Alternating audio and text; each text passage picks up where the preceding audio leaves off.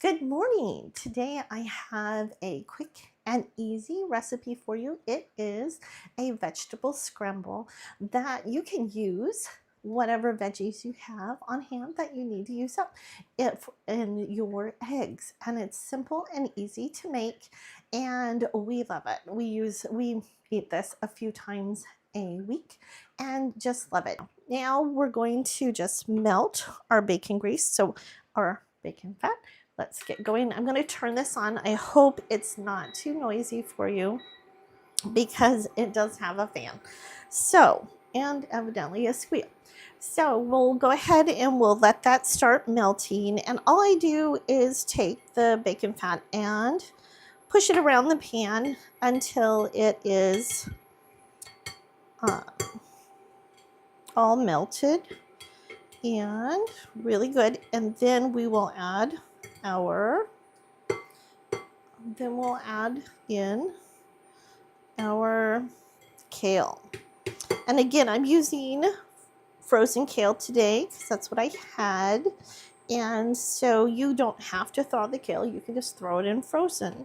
And there we go. Now we got it melted and the fat is melted. So we're just going to add our kale. And I'm using about a half a cup of kale in here. I find that is probably enough. And we just are going to cook it a little bit here because it is frozen. And with regular kale, you want to cook it a bit too. It can be kind of a little tough. And so cooking it up a bit before you add the eggs is really good. So it'll soften it. The only thing I don't like really well about the frozen kale is they do not remove the stem much. And here you go. So we have our kale is cooking up pretty good and it's starting to soften. And you know what? I am just going to take out some of these little stem pieces because we just don't like them. But the kale is softened up a bit, and if you're using fresh, it'll soften up a bit too. Then we're just going to sprinkle a little salt and a little pepper. You could also add diced garlic to this if you like. And the other seasonings, it's really, you can just use whatever you have. I'm going to turn this down just a touch because this is now getting nice and warm. And so we've got now our kale here, and we're just going to whip our eggs just a little bit. I scrambled them a little bit earlier, but we'll just whip them a little bit to get some more air in them before I put them in the pan.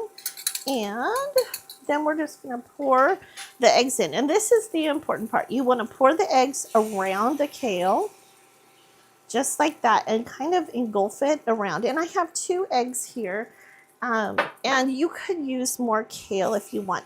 And then once you have the eggs in there and they're starting to cook, then just distribute the kale just a little bit more. And then what we're going to do is we're just going to push and fold a little bit to keep the kale inside the eggs. And I'm going to just sprinkle a little more salt and pepper, just as much as you'd like is good. And then just keep moving it around here a little bit. And I just realized I don't have a fork to taste this, but it'll taste good. And see how I'm just kind of folding and rolling as I cook. You don't want the kale to come out. You want to keep as much incorporated into the eggs because you want the scramble to kind of be stuck together and not all the pieces out. And so I don't chop it much. And because my family likes the eggs cooked a little bit longer than maybe some other people do, then we cook it until there's no more. It's not watery anymore. I know some people like their scrambled eggs wet, and if you do, then this would be the point that you'd want to stop and get and use them or just serve them. Sorry. And here we go. So this is about where we like our scrambled eggs. Just at this point, it's just a little bit dry, but not too dry, and they're finished. Now, if you taste them and you need a little more salt, pepper, or a little more seasonings, that's good. You can do that now. And other than that, they are ready to serve. And see how quick and easy it was. I think we're, with all my talking, we're at 7 minutes here, so it didn't even take that long to get this breakfast done. And I just turned off the burner when I noticed that they were almost done cooking, so that way they could be done and not overcook.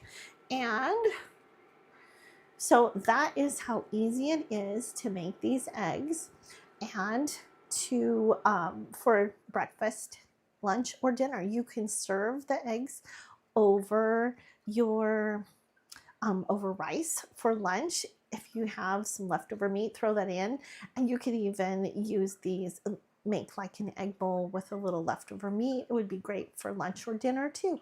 And it's a great way to get vegetables into your diet in the morning for breakfast when we often don't think about doing that.